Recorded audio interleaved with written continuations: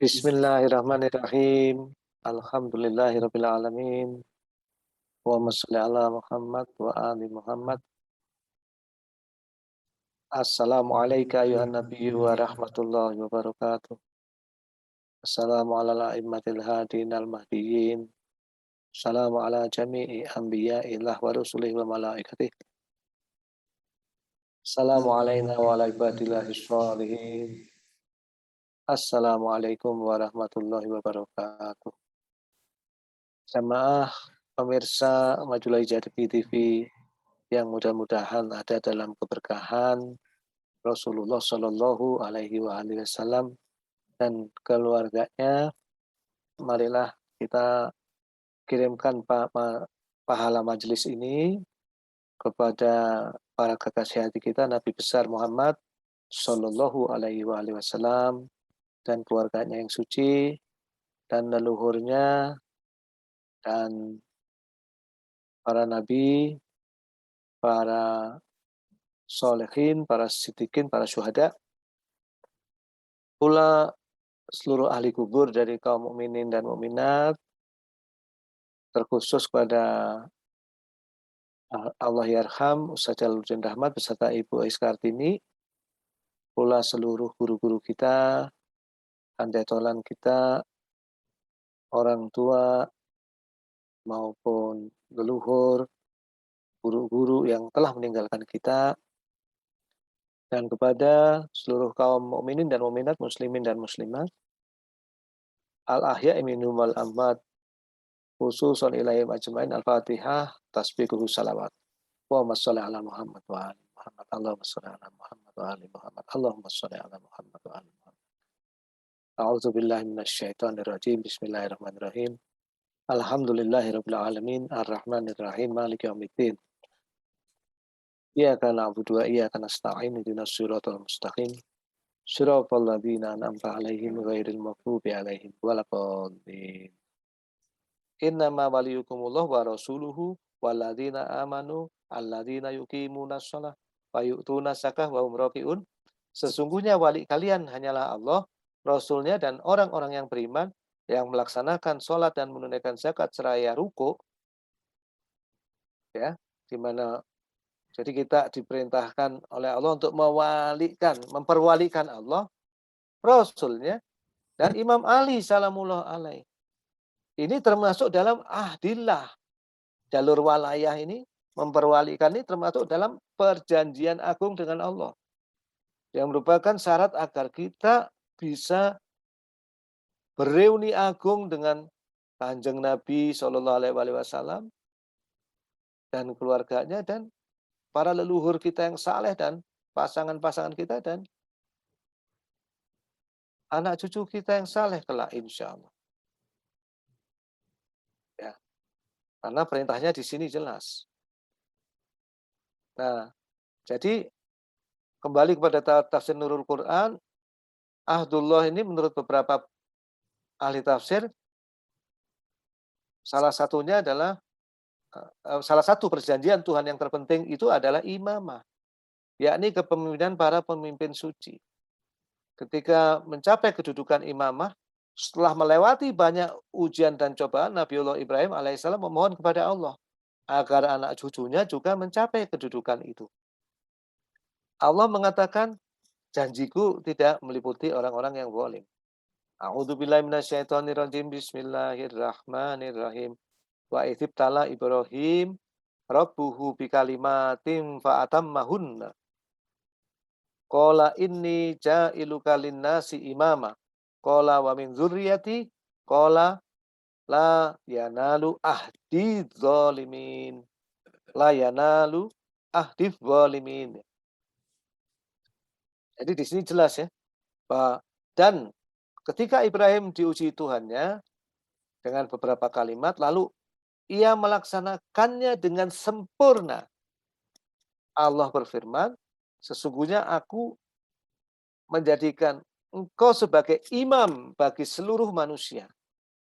Dia berkata, dan dari anak cucuku, wa min dzurriyyati.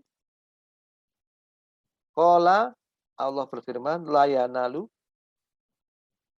janjiku tidak berlaku, ya, la yanalu ahdi, ya. Di sini ada kata-kata ahdi, janjiku tidak berlaku, la yanalu ahdi dzalimin, janjiku tidak berlaku bagi orang-orang zalim. Jadi di sini jelas bahwa ahdullah itu, janji Allah itu adalah imamah. Kemudian di dalam surat Al-Maidah ayat 12, di sini disebutkan, ya, saya bacakan juga, ya. A'udzubillahi minasyaitonir rajim. Bismillahirrahmanirrahim. Walaqad akhadallahu mitsaqa bani Israil. Dan sungguh Allah telah mengambil perjanjian mitsak, ya. Ini digunakan juga kata mitsak itu tadi di surat Ar-Ra'd ayat 20 dari Bani Israel. Wa ba'atsna minhumus nai asyara naqiba, ya. Dan kami telah mengangkat wa ba'atsna minhumu, ya, mengangkat di antara mereka, ya, isnai asyara naqiba, 12 orang pemimpin. Wa ba'atsna minhumus nai asyara naqiba. Dan kami telah mengangkat 12 orang pemimpin di antara mereka. Dan seterusnya, ya. Nah, jadi di dalam surat Al-Maidah ayat 12 ini, angkanya tentu menjadi kecintaan tersendiri, ya. Para pecinta Ahlul Bait membaca 5 itu Al-Khamsah, 12 itu adalah jumlah imam suci, begitu, ya. Dan di situ menegaskan bahwa pemuka-pemuka atau pemimpin, ya, Bani Israil itu ada 12. Para pembantu Musa alaihissalam dan wali dari 12 suku mereka berasal dari kalangan mereka sendiri. Rasulullah Shallallahu alaihi wasallam juga bersabda, para pengganti sesudahku ada 12 orang. Mereka sebanyak pemuka Bani Israel. Sumber Musnad Ahmad bin Hambal jilid 1 halaman 398 dan banyak kitab lainnya. Misalnya di Sahih Bukhari, ya, dan sumber-sumber lain ini, ya, dengan redaksi yang mirip. Ini ada An Abdul Malik Sami'tu Jabir bin Samurah qala sami'tu Nabi sallallahu alaihi wasallam yakunu isna asyara amiron faqala kalimatun lam asma'ha faqala abi annahu qala kulluhum min Quraisy. Dari Abdul Malik, aku mendengar Jabir bin Samurah berkata, aku mendengar Nabi Shallallahu alaihi wasallam berkata, akan ada 12 amir atau pemimpin. Kemudian beliau berkata kalimat yang tak kudengar, ayahku berkata bahwa beliau berkata semua dari Quraisy. Jadi di sini ada misak atau perjanjian itu atau ahdullah itu jelas terkait kepemimpinan imamah walayah. Tidak hanya 12 Bani Israel, tapi juga 12 imam sepeninggal Rasulullah Shallallahu alaihi wasallam. Nah, menarik, siapa yang 12 ini? Oh, ini ada pembahasan Khulafaur Rasyidin, Khalifah Bani Umayyah, Khalifah Abbasiyah. Ya. Ini Ibnu Arabi mengatakan begini, kami telah menghitung pemimpin atau amir-amir sesudah Nabi Shallallahu alaihi wasallam. Ada 12. Kami temukan nama mereka berikut ini. Abu Bakar, Umar, Utsman, Ali, Hasan, Muawiyah, Yazid, Muawiyah bin Yazid, Marwan, Abdul Malik bin Marwan, Yazid bin Abdul Malik, Marwan bin Muhammad bin Marwan, As-Sofah. Sesudah ini ada 27 Khalifah Bani Abbas. Jika kita perhitungkan 12 dari mereka, kita hanya sampai pada Sulaiman. Jika kita ambil apa yang tersurat saja, kita cuma mendapatkan 5 orang di antara mereka, dan kepadanya kita tambahkan 4 Khalifah Rasyidin dan Umar bin Abdul Aziz. Ujung-ujungnya pokoknya beliau mengatakan, saya tidak paham arti hadis ini. Ya, ini bisa dilihat di Ibnu Arabi ketika menulis syarah Sunan Tirmizi. Ya. Ibnu Hajar al-Asqalani, ya, salah seorang ahli hadis yang sangat terkenal, mengatakan tidak seorang pun mengerti tentang hadis dari Sahih Bukhari ini adalah tidak benar untuk mengatakan bahwa imam-imam itu akan hadir sekaligus pada saat yang bersamaan. Dalam kitab beliau ini Fathul Bari. Nah, ada hadis sebetulnya, ya, ini diriwayatkan, dari Jabir bin Abdullah Al-Ansori. Ini 12 ini disebutkan nama-namanya, ya. Ali bin Abi Thalib, kemudian Hasan dan Husain, Ali bin Husain, Muhammad bin Ali, yang dalam Taurat dikenal sebagai Al-Baqir, ya. Kemudian As-Shadiq Ja'far bin Muhammad, Musa bin Ja'far, Ali bin Musa, Muhammad bin Ali, Ali bin Muhammad, Hasan bin Ali, ya. Kemudian yang bernama sama dengan aku, hujah Allah di bumi ini dan yang tersisa dari hamba-hambanya, bagi ya Tuhu, adalah anak Hasan bin Ali. Dia yang Allah bukakan timur dan barat untuknya, yang akan disembunyikan dari pengikutnya dan pecintanya. Dan waktu itu tidak ada orang yang tetap percaya imamahnya kecuali orang-orang yang hatinya disucikan Allah untuk iman. Mohon maaf, tadi saya tidak bacakan detail semua hadisnya ya. Ini ada di kitab Amaluddin, Takwilul Ayah Az-Zahirah, diriwayatkan juga dalam Ya Nabiul Mawaddah, karya Sulaiman bin Ibrahim Al-Kundusi Al-Hanafi, juz 3 halaman 398. Untuk menghormati keagungan hadis ini, ya, saya akan bacakan selengkapnya dan sebelumnya kita sampaikan sebaik-baik salawat kepada junjungan kita Nabi besar Muhammad Shallallahu Alaihi Wasallam dan keluarganya. Ala Nabi wali salawat. Allahumma sholli ala Muhammad wa ali Muhammad. Allahumma sholli ala Muhammad wa ali Muhammad. Allahumma sholli ala Muhammad wa ali Muhammad. Jabir bin Abdullah Al-Ansori, ketika Allah Azza wa Jalla menurunkan kepada Nabi, hai orang-orang yang beriman, taatilah Allah, taatilah Rasul dan ulil amri di antara kamu. Ya ayyuhalladzina amanu atiullah wa atiur rasul wa ulil amri minkum. Surat An-Nisa ayat 59. Aku berkata, wahai Rasulullah, kami sudah tahu Allah dan Rasulnya. Maka siapa ulil amri yang taat kepadanya, diletakkan di samping taat kepadamu. Rasulullah Shallallahu Alaihi Wasallam. Mereka penggantiku wahai Jabir dan pemimpin. Mereka penggantiku wahai Jabir. Muslimin setelahku. Yang pertama dari mereka adalah Ali bin Abi Thalib. Kemudian Hasan dan Husain. Kemudian Ali bin Husain. Kemudian Muhammad bin Ali yang dikenal dalam Taurat sebagai Al-Baqir. Wahai Jabir, kamu akan bertemu dengannya. Maka kapanpun kamu bertemu dengannya, maka sampaikanlah salam dariku kepadanya. Kemudian As-Shadiq Ja'far bin Muhammad. Kemudian Musa bin Ja'far. Kemudian Ali bin Musa. Kemudian Muhammad bin Ali. Kemudian Ali bin Muhammad. Kemudian Hasan bin Ali. Kemudian yang bernama sama dengan aku, hujah Allah di bumi, dan yang tersisa dari hamba-hambanya, bagi ya Tuhu, adalah anak Hasan bin Ali. Dialah yang Allah bukakan timur dan barat untuknya, yang akan disembunyikan dari pengikutnya dan pecintanya, dan pada waktu itu tidak ada orang yang tetap percaya imamahnya, kecuali orang-orang yang hatinya disucikan Allah untuk iman.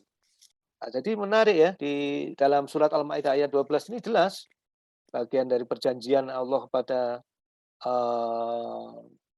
kaum Bani Israel itu adalah 12.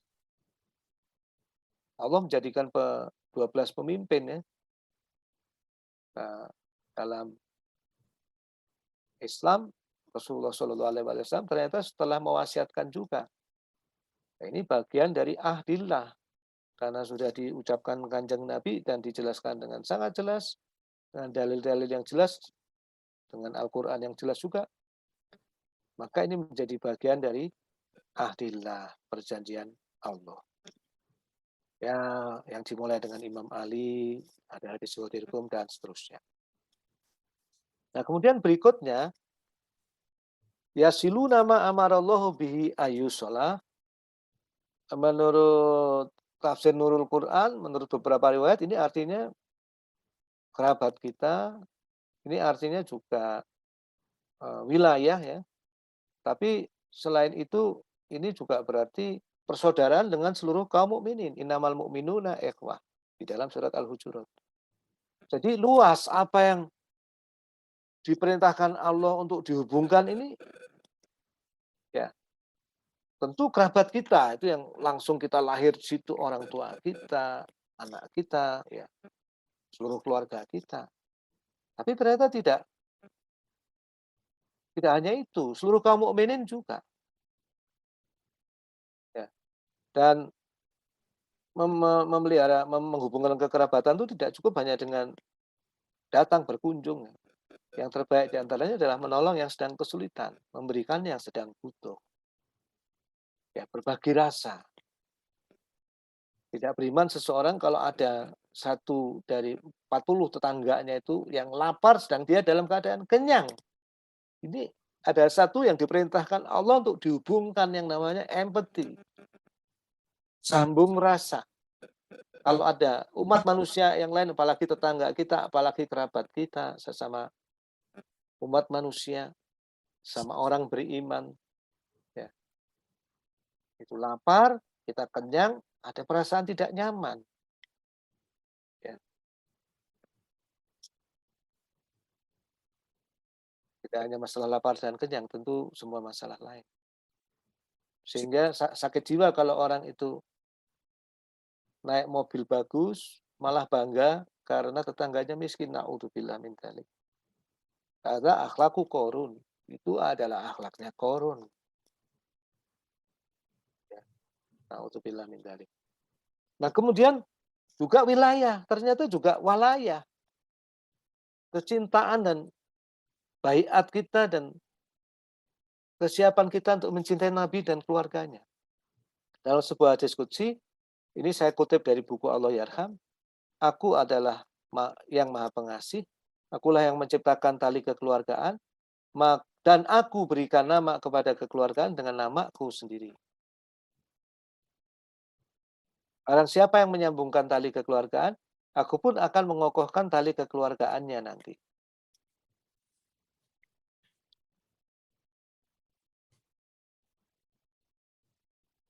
Nah, pesan Allah Yarham ini jangan hanya membatasi menyambungkan apa yang harus dihubungkan Allah itu dengan hal-hal yang lahiriah. Tapi seharusnya kita gabungkan ruh kita dengan ruh kerabat kita, leluhur kita, dengan ruh seluruh kaum muslimin. Terutama tentu dengan ruh para kekasih hati, para imam kita. Terutama tentu dengan ruh Kanjeng Nabi Shallallahu Alaihi Wasallam.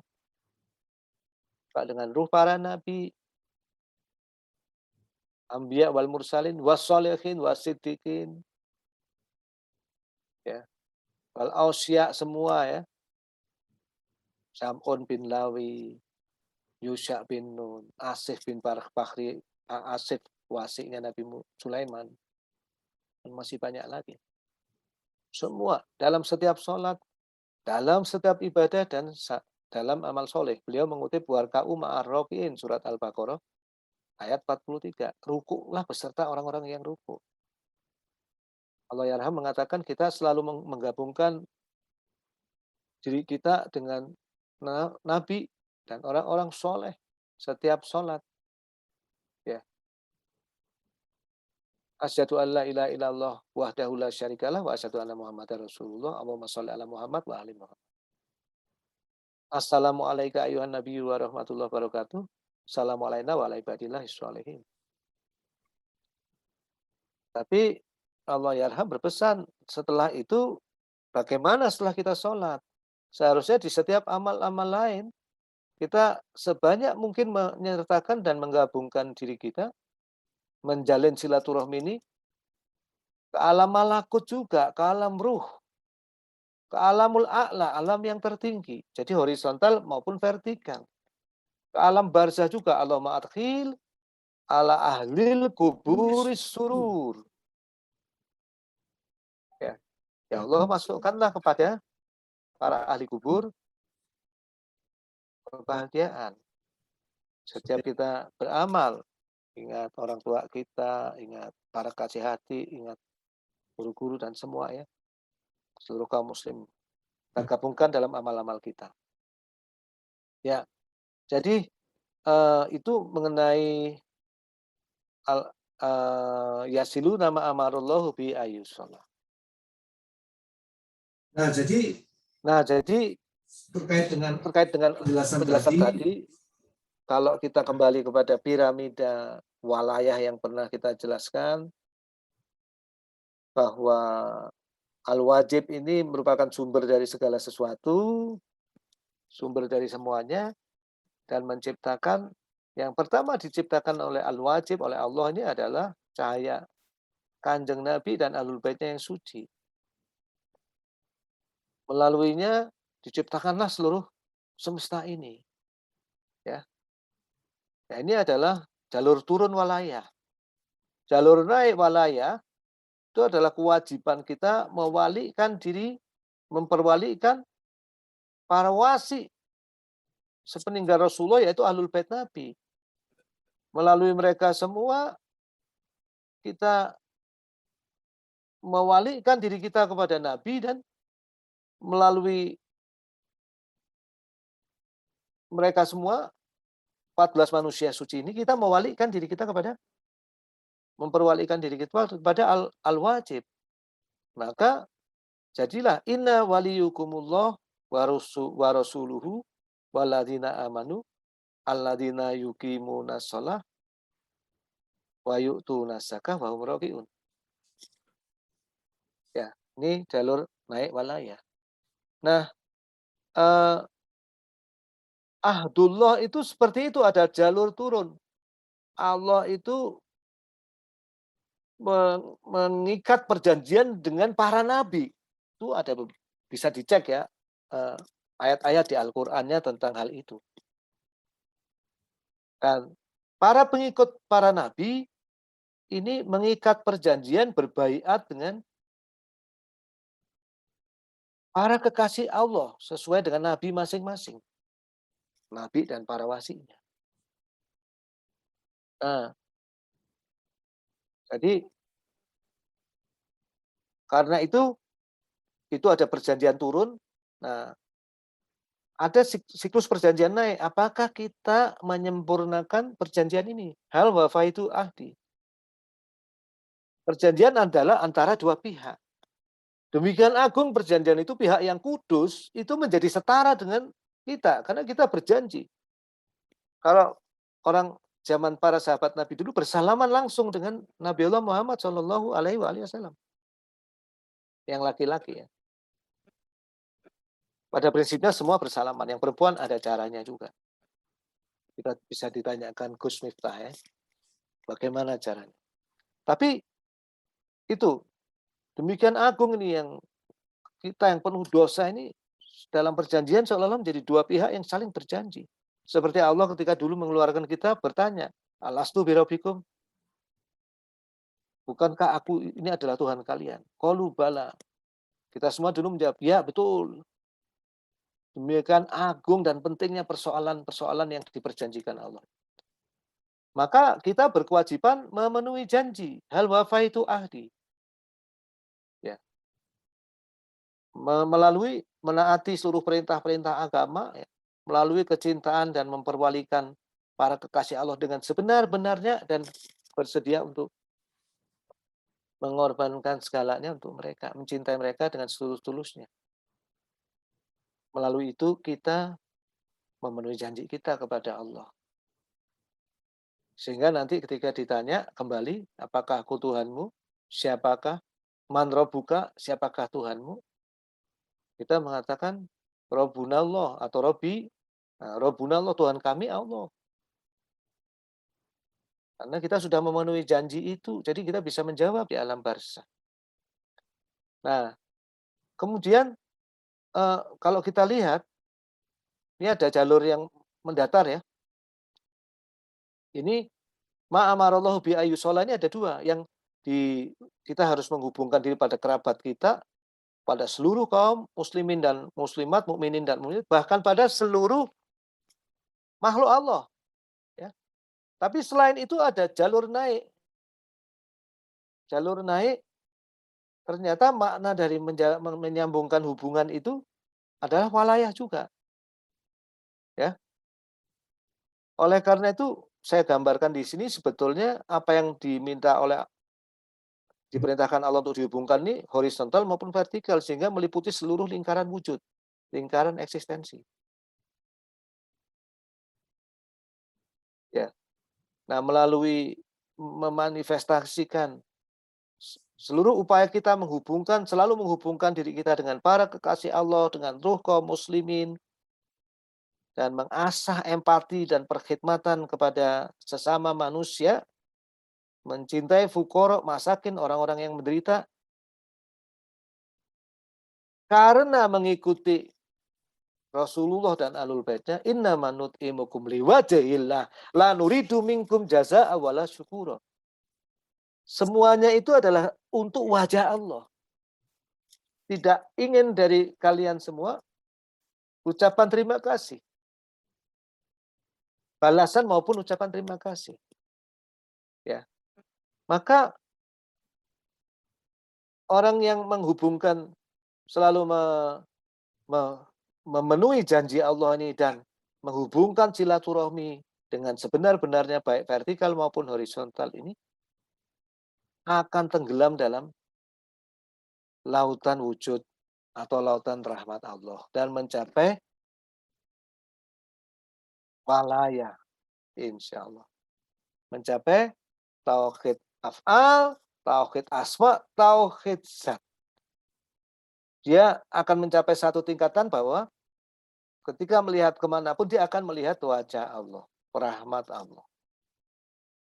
Dan semua itu tidak lain adalah manifestasi Allah. Dan itu adalah hakikat reuni agung dengan Kanjeng Nabi Shallallahu Alaihi Wasallam dan keluarganya, yaitu al-luhub bi imamihim, pertemuan dengan para pemimpinnya yang dikatakan dalam hadis Nabi tadi, para siapa ingin hidup seperti hidupku dan mati seperti matiku. Nah, itu hanya untuk orang yang memenuhi perjanjian dengan Allah dan selalu menghubungkan apa yang diperintahkan Allah untuk dihubungkan. Kembali mengenang Allahyarham karena 29 Agustus itu adalah hari kelahiran Allahyarham yang harus kita kenang. Beliau biasanya selalu menerbitkan buku, ya. Guru yang kita cintai ini pernah berdiskusi dengan saya. Saya punya kebiasaan mengganggu Allahyarham sebulan atau 2 bulan sekali ke rumah beliau dulu, berdiskusi lama. Salah satunya beliau pernah berkata, "Dimitri, orang-orang mengatakan rukun Islam itu ada 5, ada dalilnya. Tapi kalau menurut saya kalau disyari'kan, Islam itu ya 2 intinya atau rukunnya."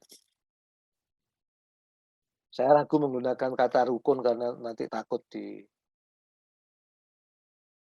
artikan lagi. Intinya adalah beribadah kepadanya, berkhidmat kepadanya, kepada Allah, dan berkhidmat pada sesama. Nah, ini tidak lain adalah jalur memenuhi perjanjian dengan Allah dan selalu berkomitmen untuk bersilaturahmi pada sesama manusia. Ya, memenuhi perjanjian dengan Allah itu sebetulnya ya semua agama, sholat, zakat, puasa, tidak boleh menzalimi orang, menunaikan kewajiban sebagai warga negara, ya, membela negara dan lain-lain, membela masyarakat, membela semua kebaikan itu termasuk dalam ahdullah, ya. Tapi juga perlu betul-betul menyambungkan apa yang perlu disambungkan, berupa berkhidmat kepada kerabat, pada orang tua, pada anak, pada istri, pada seluruh kaum muslimin, pada seluruh umat manusia, dan juga menyambungkan asa kita, rasa kita, seluruh amal kita, cinta kita kepada para kekasih hati, jalur vertikal dan horizontal. Nah, jadi seberapa orang itu bisa memenuhi ahdullah dan walayah ini, ahdullah dan eh, eh, apa yang diperintahkan Allah untuk disambungkan. Ada berbagai tingkatan. Saya menyebutnya tingkatan memenuhi janji dan tingkatan walayah dan tingkatan silaturahmi untuk menyambung seluruh lingkaran wujud atau lingkaran eksistensi ini. Tetap saya ambil dari kitab Risalah Al-Walayah yang Allamah Sayyid Muhammad Husin Tabatabai mengambil dari kitab Hudatud Da'i karya Ibnu Fahad ya. Ini sebuah hadis qudsi pada Nabi Daud gitu ya. Sebagian dari apa yang Allah wahyukan kepada Nabi Daud alaihissalam adalah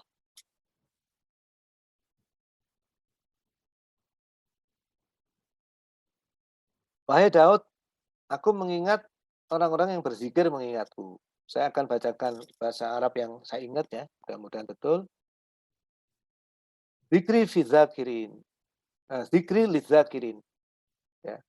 Aku mengingat orang-orang yang berzikir kepadaku. Wa jannati lil mutiin, dan surgaku adalah bagi orang-orang yang taat. Wa hubbi lil mustaqin, dan cintaku pada orang-orang yang mustaq, yang merindukan. Saya selalu teringat guru saya Habib Segaf Al-Jufri almarhum, Al-Fatihah pada beliau, Allahumma shalli ala Muhammad wa ali Muhammad. Dia mengatakan Dimitri ini orangnya mustaq kepada saya. Memang betul, saya selalu merindukan beliau sebagaimana merindukan guru-guru kita semua, Ustaz Jalan, almarhum Habibuna Husin Al-Habsi, almarhum Said Segaf Al-Jufri, almarhum Ami Ayat As-Segaf, dan banyak guru-guru yang tidak bisa kita sebutkan ya. Mudah-mudahan Allah menyayangi mereka semua. Nah, di sini disebutkan hubi lil mustaqin. Cintaku untuk mereka yang merindukanku. Wa ana, dan aku, kata Allah, khosotun lil muhibbin. Hanya bagi, khusus bagi al-muhibbin. Ini tingkat tertinggi, para pecintaku. Nah, nanti untuk orang-orang yang memenuhi hal wafa itu ahdi ini juga bertingkat-tingkat. Dan disinilah nanti dalam pertemuan berikutnya akan kita bahas ya. Bagaimana para ahli Karbala, apalagi Imam Husin alaihissalam ini, dalam memenuhi janjinya ini mencapai tingkat yang amat sangat tinggi yang tidak bisa kita bayangkan. Yang kita sebut di sini adalah maqamul muhibbin. Apa ciri maqamul muhibbin? Dia sudah tidak melihat surga, neraka. Yang dia tuju hanya yang ia cintai. Akhir pertanyaannya, hal wafa itu ahdi. Apa aku ini sudah setia? Kalau Kanjeng Nabi berkata, apakah aku itu tidak layak menjadi hamba yang bersyukur? Beliau ibadah dengan cara yang demikian luar biasa sehingga kakinya bengkak-bengkak.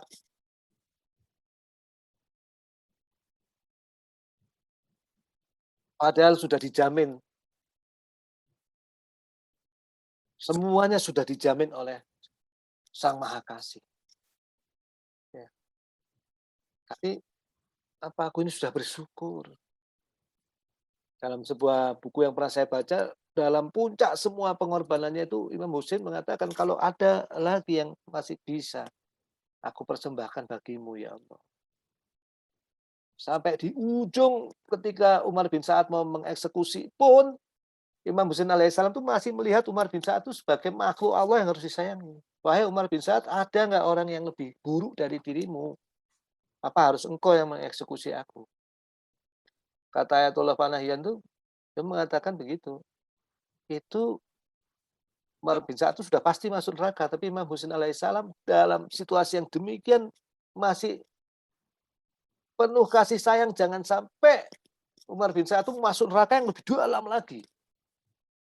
Jadi demikian memenuhi hujah imamahnya, menebarkan rahmat bagi semesta alam, rahmatnya Kanjeng Nabi bagi semesta alam itu, apapun tidak ada sisanya. Beliau korbankan itu adalah pemenuhan janji seorang muhibbin yang merupakan salah satu rahmat terbesar bagi semesta alam. Nah, jadi itu kira-kira yang bisa saya sampaikan hari ini. Mudah-mudahan kita bisa lanjutkan insya Allah minggu depan kita akan membahas lanjutan dari ini hal wafaitu ahdi. Ya benar Rasulullah. Bagaimana para ahli Karbala ini akan memberikan contoh-contoh yang demikian dahsyat pemenuhan janji itu. Dan insya Allah minggu depan akan kita bahas juga bagaimana dengan orang-orang yang memutuskan janji. Yang biasanya disebut dan pernah diceritakan khusus oleh Allah Yarham ini mengingatkan betul. Jangan sampai kita menjadi an-nakisin. Jangan sampai kita menjadi orang yang ikut berperang bersama Nabi. Ya, ikut berperang bersama Imam Ali. Tapi ternyata mereka memutuskan janji.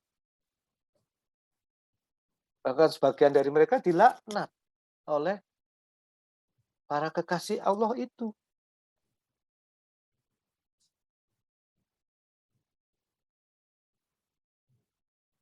Ya. Nah itu insya Allah akan kita bahas minggu depan. Masih tetap dalam tema Ahdullah dan Walaya. Wassallallahu ala sayyidina Muhammadin wa alihi thayyibin tahirin. Walhamdulillahirabbil alamin. Wala haula wala quwata illa billahil aliyil azim. Sebelum kita akhiri, mari kita kirimkan pahala majelis ini kembali kepada kekasih hati kita Nabi besar Shallallahu alaihi wa alihi wasallam dan Ahlul Baitnya yang suci dan seluruh keturunannya dan para leluhurnya yang mulia dan para nabi, para anbiya, para solihin, para siddiqin, para syuhada, para ulama al-mukhlisin wal mukhlasin bi Muhammadin wa ali Thahirin, terkhusus Allah yarham bersama ibunda, juga seluruh orang tua dan saudara kita, keluarga kita yang telah meninggalkan kita karena pandemi ini maupun yang bukan karena pandemi, juga kepada seluruh ahli kubur dari kaum mukminin dan mukminat, muslimin dan muslimat. Kita kirimkan juga berkahan dari majelis ini bagi seluruh kaum muslimin dan muslimat dan mukminin dan mukminat. Mudah-mudahan semua yang berduka dilapangkan Allah dan terkhusus yang sakit disembuhkan. Kami mendengar juga salah satu pengurus Ijabi di Riau, guru kita semua yang amat sangat kita cintai, Bapak Ustadz Dr. Gigi Budi Trisakti ini terpapar COVID-19. Mudah-mudahan segera disembuhkan Allah. Putri kami dan keluarganya yang di Masjid ini juga sedang terpapar COVID-19. Mohon doa semuanya juga mudah-mudahan disembuhkan Allah. Pula semua dari keluarga kita semua, ya, andetolan kita semua, ijabiyun semua, seluruh pecinta Ahlul Bait, seluruh kaum muslimin muslimat dan seluruh yang terpapar Covid di negeri kita dan di dunia ini. Dan seluruh yang sakit mudah-mudahan melalui majelis yang mulia ini mendapat kesembuhan dan kemudahan dari Allah Ta'ala.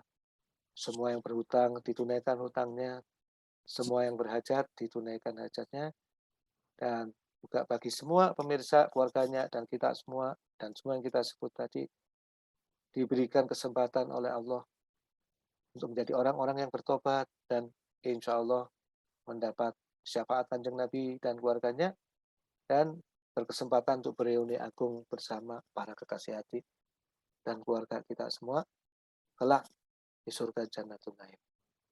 Al-Fatihah tasbikuhu salawat. Allahumma sholli ala Muhammad.